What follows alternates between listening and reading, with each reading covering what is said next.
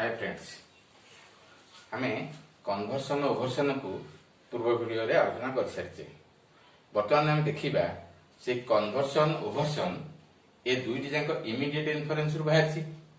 एवं आउ गोटे भितर कमन थिंग रहुची जोटा को आम लक्ष्य करने उचित। से कमन थिंगटा कौन?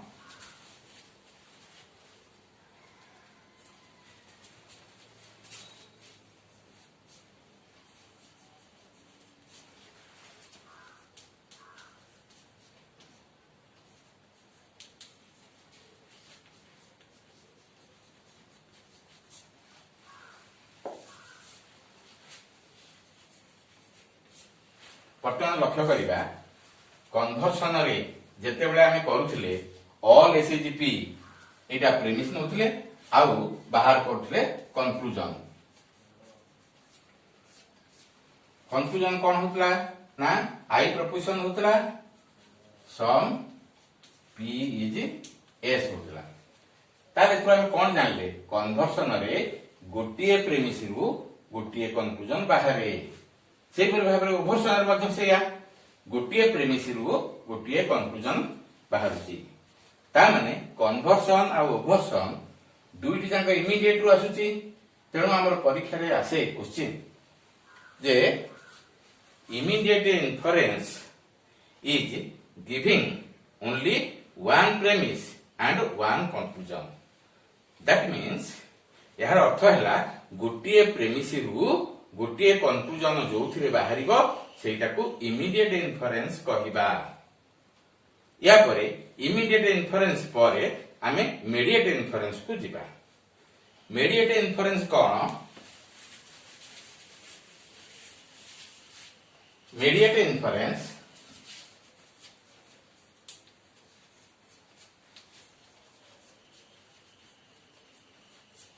ए मीडिएट इन्फरेंस रो नाटा होची syllogism. The syllogism is otherwise known as mediate inference। ताहले mediate inference रे आमे कोन करबा ना the conclusion is drawn from more than one premise। immediate inference रे गोटिए premise रु conclusion बाहरतला, किंतु mediate inference रे दुईटी premise रु conclusion बाहरिगो। एवं जेते बेले दुईटी प्रेमिस रु कंक्लूजन बाहरे सेटा तो मीडिएट इन्फरेंस कहबा एवं तार आउ गोटे ना होची syllogism.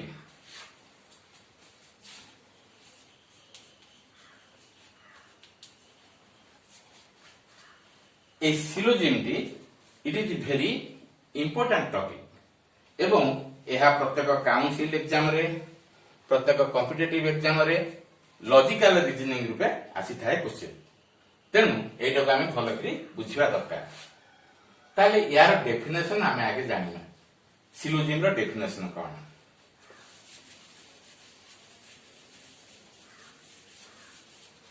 Syllogism is otherwise known as mediate inference where the conclusion is drawn from the conjoint assertion of two premises। conjoint assertion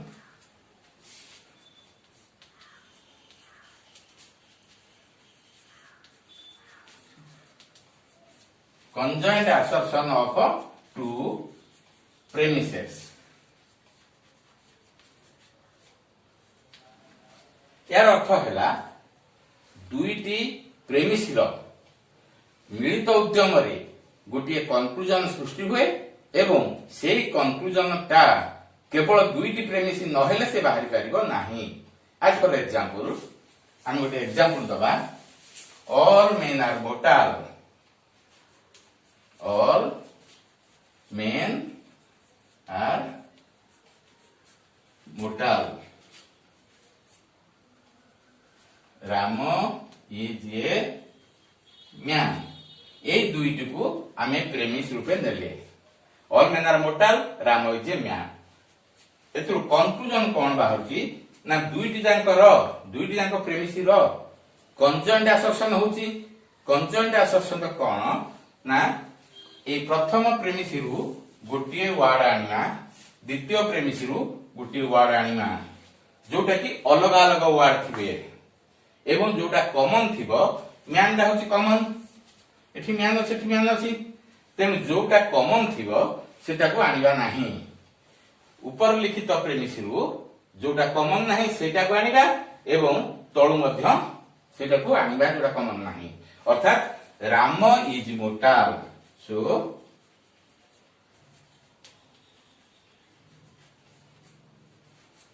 Ram is mortal एटा हला कंक्लूजन तेबे कंक्लूजन ता दुईटी जांक प्रेमिस रु ही बाहरची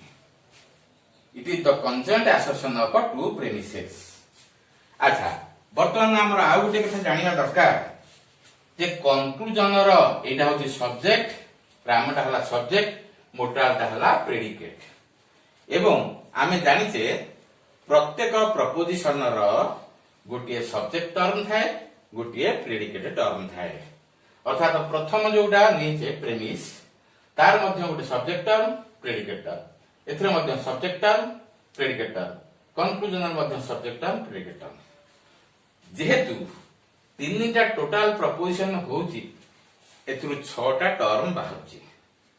but these 6 terms are not separated terms they are repeated twice all terms are repeated twice motal motal man man rama rama so actually there are 3 terms we find actually there are 3 terms first is rama motal man but we have to give them the name and the goto na daba the subject of the conclusion is called minor term the subject of the conclusion is called minor term तेनु रामटा जेतु subject रछि एटा हला minor term the predicate of the conclusion is called major term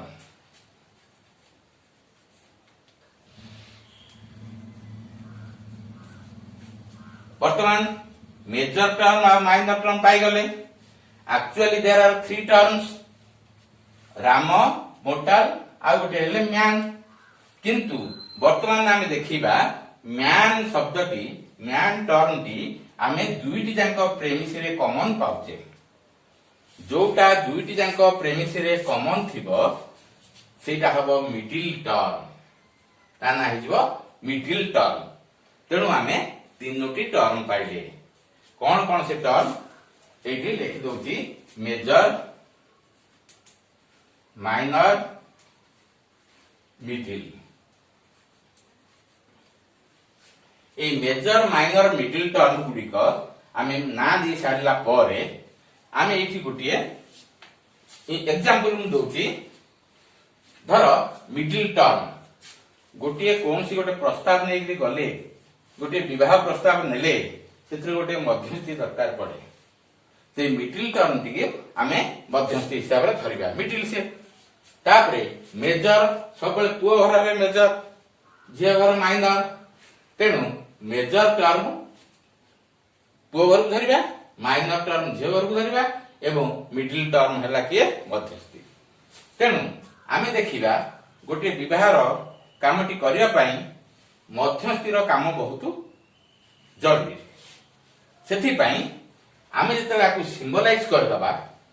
वर्तमान minor term दा जेहेतु subject रु बाहरुची ताकू आमे symbolize करबा S जेहेतु सब्जेक्ट रु बाहरिला माइनर टर्म दा को आमे सिंबलाइज करले एस रुपे एटा जेहेतु प्रेडिकेट रु बाहरिला आकू आमे कहबा पी तेनु major term is symbolized as P, minor term is symbolized as S. आउ मिडिल टर्म दुईटी जांक प्रेमिस रे जोडा कॉमन थिबो सेटा मिडिल टर्म ताकू सिंबलाइज करबा M. तेनु ए सिंबलाइजेशन रे आमे आकू प्रथमे लिभेई लिखि दबा ए जहा लिखिचे सेटा सिंबलाइजेशन करबा बर्तमान सिंबलाइजेशन करले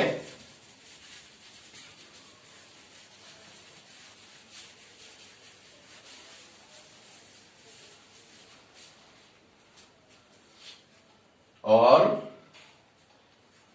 m is p eighty all m is p कहीं गेला ना all men are mortal main टाको हम मिडिल टर्म नै जे मिडिल टर्म सिंबल हला m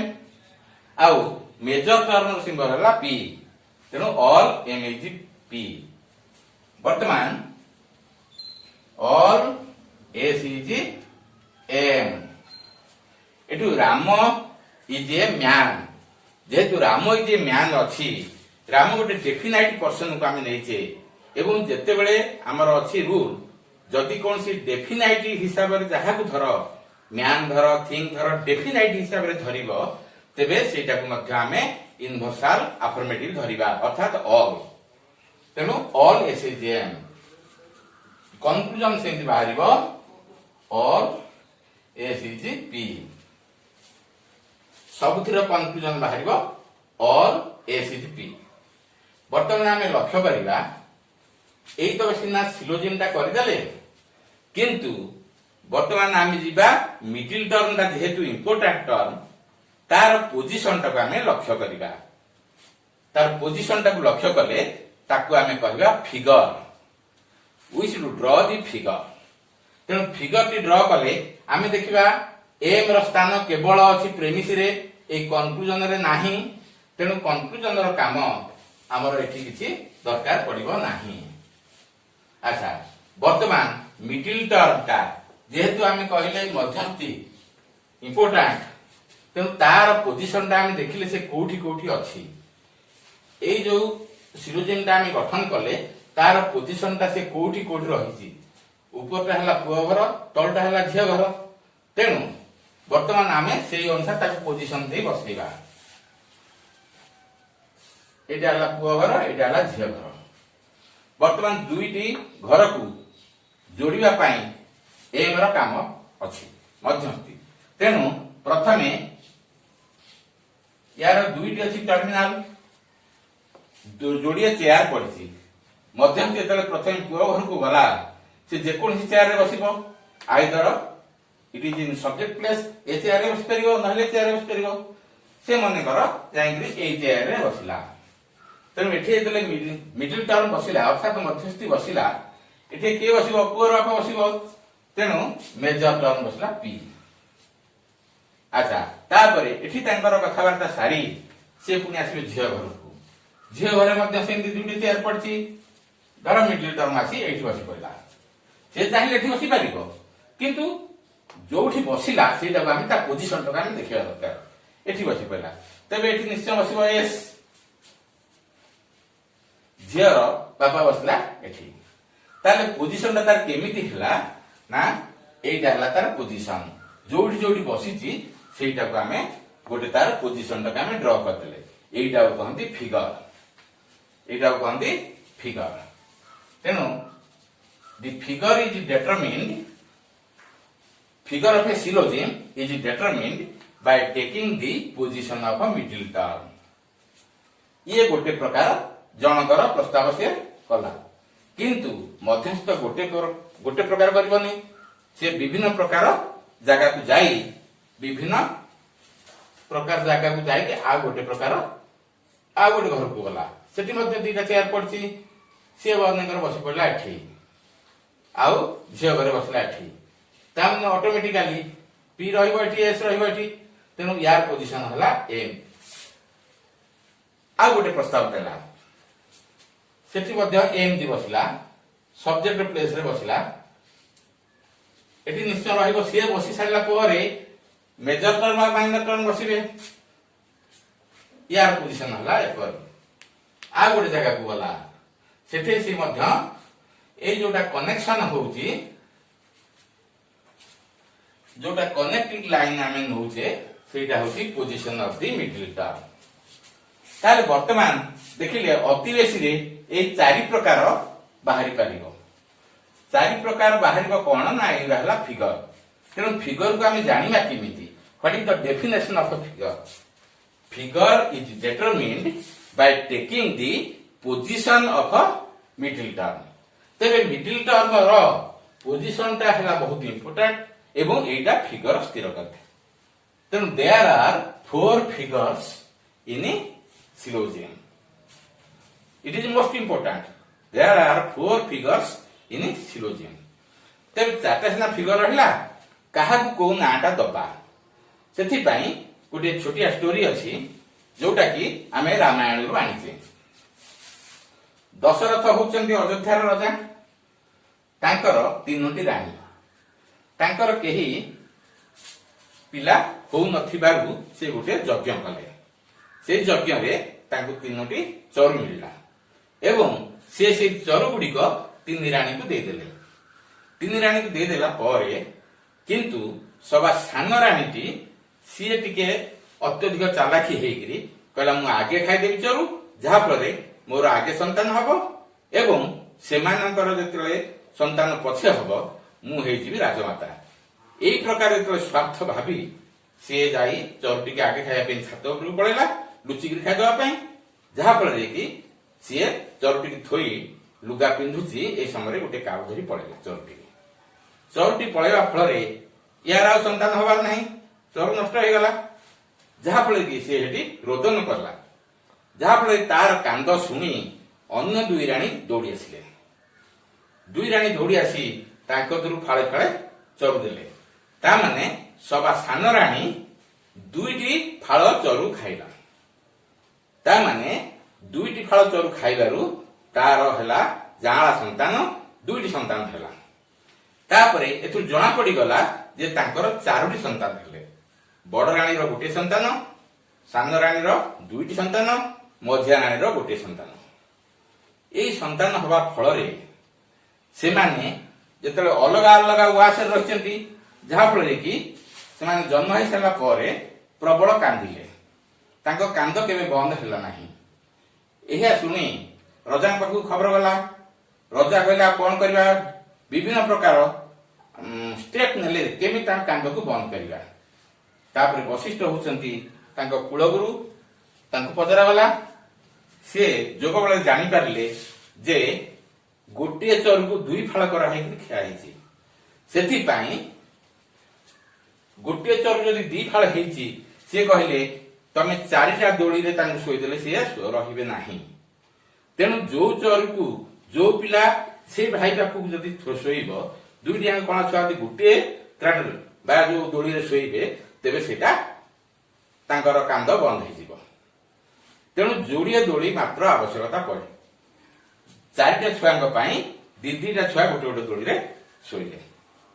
सेमती भाबरे आमे देखिले तांकर आमे एई 4टा छुआ तांकर जन्म हेचंती किंतु बड़ के सान के आमे जानिबा केमिति आमे आउ गोटे मध्य उदाहरण देखिबा ताकू लक्ष्य कला आमे गोटा जेड भने देखा जाउची जोटा जेड सेटा होची last letter of the English alphabet तेणु लास्ट हैला तेणु याकू देले 4th ये हैला 4th फिगर जेड भलिया जोटा देखा जाउथिबो सेटा को हमें 4th फिगर रूपे नबा। तेबे लास्ट फिगर एटा तार उल्टाटा हो फर्स्ट फिगर तेणु उल्टा जेड भलिया जोटा देखा जाउथि हैला हो फर्स्ट फिगर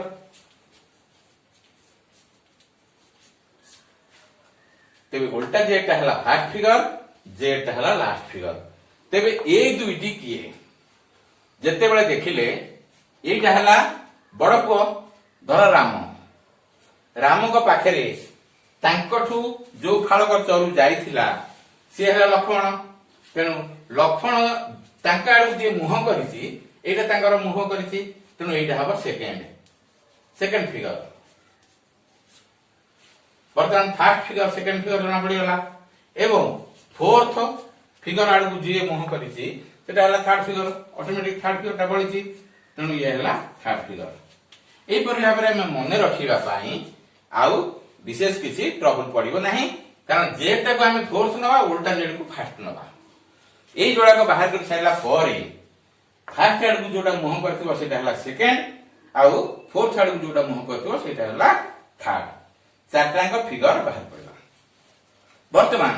परीक्षा रे क्वेश्चन गुडा को बहुत समय आसे व्हाट इज फर्स्ट फिगर तेणु फर्स्ट फिगर जदि पड़िबो आमे ताकू लिखिबा केमिति आमे ताकू लिखिबा पड़िबो ना फर्स्ट फिगर इज दैट होया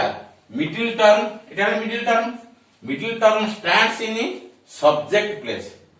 এই জায়গাটা হলো সবজেক্ট জায়গা সবজেক্ট প্লেস এটা হলো প্রেডিকেট প্লেস সবথর সেমতি এটা হলো সবজেক্ট প্লেস এটা প্রেডিকেট প্লেস তেনু middle term stands in subject place in major premise উপরটা হলো major premise and middle term stands in predicate place in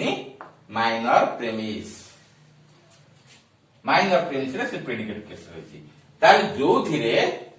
middle term टा सब्जेक्ट प्लेस रही मेजर प्रेमिस रे एवं माइनर प्रेमिस रे ताहा प्रेडिकेट प्लेस रे थिबो सेटा को हमें फर्स्ट फिगर बोली कहिबा सेहि परि भाबे second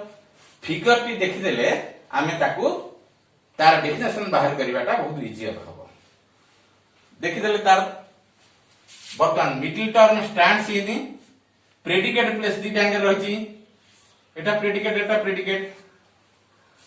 second figure is that where middle term stands in predicate place in both the premises duty jankare predicate jaga re rahithibaru सेटा को हमें second figure कहिबा third figure is that where middle term stands in subject place ए दिटा होची subject place in both the premises ताबरे हमें fourth figure बुझिबा fourth figure होची कोन ना middle term stands in predicate place in major premise and subject place in minor premise ताले हमर place प्रथमे तांकर प्लेस आ प्रेमिसेस एई जोड़िए जानिले हमें तांकू निर्णय करि पारिबा कोउटा को फिगर बोली तबे वर्तमान ये चारोटी फिगर बाहरला जहा जहा लॉजिक रो हमें फंक्शन करिबा ए चारोटी फिगर माध्यम रे हम करिबा ए चारोटी फिगर होची मोस्ट इंपोर्टेंट फिगर्स तेनु हमें प्रथमे गोटिए फिगर को नबा any figure we can take suppose we take first figure suppose we take first figure हैला कोन ना हमें जानले जे खाली एम पी अछि that means M is P इट हैला मेजर प्रेमिस तापर देखले एस इज एम इट हैला माइनर प्रेमिस तबे प्रेमिस बोली जानिबा किमिति मेजर प्रेमिस का कहबा माइनर प्रेमिस का कहबा ना major premise is that where major term is present major premise is that where major term is present major term हम पी की धरजे कारण प्रेडिकेट ऑफ द कंक्लूजन तेरा मेजर टर्म तेनु एटा हला मेजर टर्म दा जो प्रेमिस रे थिबो सेटा हबो मेजर प्रेमिस माइनर टर्म दा जो प्रेमिस रे थिबो सेटा हबो माइनर प्रेमिस ताले वर्तमान M is P S is M बाहर पड़ला एथिरु हमें वर्तमान देखिबा यार मूडटा कोन mood of the syllogism is determined by taking the quality and quantity of the proposition बर्तमान एम इज पी रो किछि क्वालिटी क्वांटिटी जाना पड़ला नहीं जदी एथि हमें ऑल लगे दबा ताहले यार क्वालिटी हला अफर्मेटिव आउ क्वांटिटी हला इनवर्साल सेही पर भाबरे एथि ऑल खाली लगेले हबनी आउ जन कहबो काहे न लगेबा काहे कि सम न लगेबा एही पर भाबरे विभिन्न क्वेश्चन आसीबो तेणु आमे कोन करिबा जहा हो क्वालिटी क्वांटिटी न देले एथिरे न लगेले सेटा आमे इनडेजिग्नेट प्रपोजिशन कहिबा क्वालिटी क्वांटिटी देले सेथिरे लगेले सेटा हेजो डेजिग्नेट प्रपोजिशन ताले लक्ष्य कले आमे जानिबा एटा एथिरे ऑल लागि परिबो दरकार पड़ले आउ जे भी नो लगे दि परिबो आउ जे भी सम लगे दि परिबो आउ सम नॉट भी लागि परिबो एई परि भाबरे सब गुडा को लागि पर जदि सब गुडा को लागुची तेबे एटा ए ई आई ओ प्रपोजिशन हेई परिबो सेही परि भाबरे एटा मध्य माइनर प्रेमिसटा से मध्य ए इ आई ओ हे परिबो किंतु ए चार चारटा प्रपोजिशन कोन गोटे फिगर रे लगे परिबा कि आमे ताकू गोटे गोटे तार मूड बाहर करबा अर्थ गोटे गोटे नहीं तार प्रपोजिशन को बाहर कले जानिबा जणी भाबा आगे एटा को ए नबा एटा को मध्य ए नबा ए तापर एटा हिजो कोन ऑल एमएजीपी एटा हिजो ऑल एसएजीएम ये हैला गोटे एटा गोटे मूड हैला सेही परि भाबरे आउ न कहू नाय हम ए नबा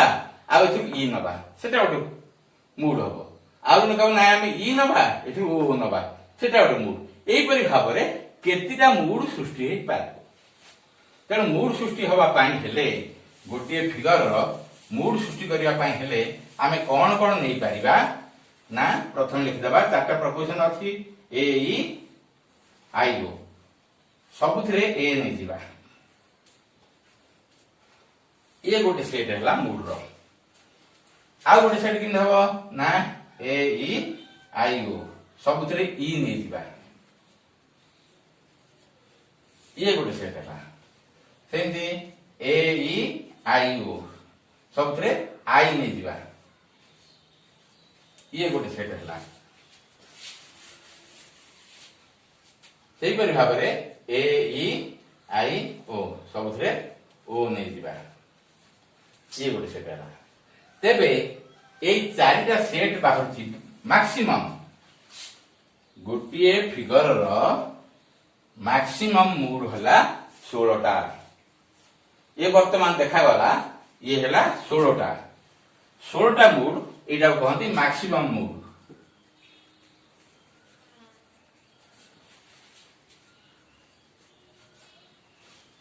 ताले गोटे फिगर रु हम फैक्ट फिगर देखिले गोटे फिगर रु 16 टा मैक्सिमम मूड बाहरला सेही परि भाबरे चारटा हमर फिगर रहिछि चारटा फिगर रु केतिरा मैक्सिमम मूड बाहरिबो ना 16 गुणन 4 समान 64 टा maximum mood from all figures we shall get 64 maximum moods from all figures अच्छा जेतले ऑल फिगर्स रो 64 मूड्स पाइले सेठी हमें देखिबा खाली जोड़े जोड़े नैचे विदाउट टेकिंग द कंक्लूजन एथरे कंक्लूजन नै है खाली प्रेमिस रे पाइचे तेनु 64 टा मूड हमर खाली प्रेमिस हिसाब रे पाइचे आउ जदी कंक्लूजन ऐड कर दिया जाए सब फिगर रे तबे पूर्ण 4 गुणी देबा अर्थात 4 गुण देले हला 256 mood total with taking the conclusion we get 256 moods maximum and without taking the conclusion we get 64 moods so ए जो कथा गुरा कहिले एगुडा को मध्य हमर शॉर्ट टाइप रे आसी पारे there are dash maximum moods in all figures without taking the conclusion तो हम इजिली जानि परिबा विदाउट टेकिंग द कंक्लूजन हम नै गले 64 there are dash maximum moods with taking the conclusion तेनु विथ टेकिंग विदाउट टेकिंग ए गुडा को जदी लक्ष्य करिबा हमें आइदर 64 कहिबा without taking and with taking हला 256 इनपुट्स तेबे हमर ए 256 मूड जदी बाहरिला ए 256 मूड ता से गुडा को सब वैलिड हेबे नाही लॉजिक सब बळे लक्ष्य दिए ग्रहण करे केवल वैलिड मूड्स गुडा को जेते 256 मूड बाहरी पड़ुची these all moods are not valid and for example जदि आमे गोटे धान कियारू धान काटी ताकू बांगाला कर दोचे सब गुडा को जहा धान बाहरिला अमल कले से गुडा को नेकी धान घरे पुरिया नै ताकू पुनी आमे उड़ौचे उड़ेई परिष्कार धान बाहर करचे अगड़ी गुडा को बाहर कर दो फोपाड़ी दोचे एवं भलो धान तक आमे साइड रे रखुचे सेही परि भाबरे ए 256 सिना टोटल मूड बाहरला किंतु यार भितरे पूरे इनवैलिड मूड अछंती गुरे भैलिड मूड अच्छी तेणु से गुड़ाक आम चिन्हवा केमी in order to take the valid moods we have to use 3 rules. By taking the 3 rules we can find the valid moods. 3 rules are: first, general syllogistic rule;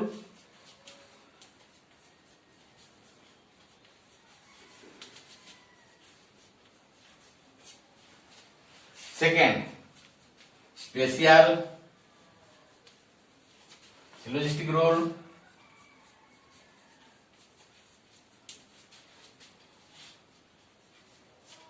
and third, Aristotle's dictum.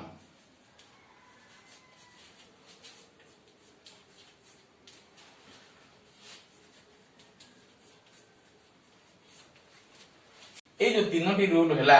ये तीनोटी rule को आम next class रे पढ़िबा। वर्तमान एतिकी।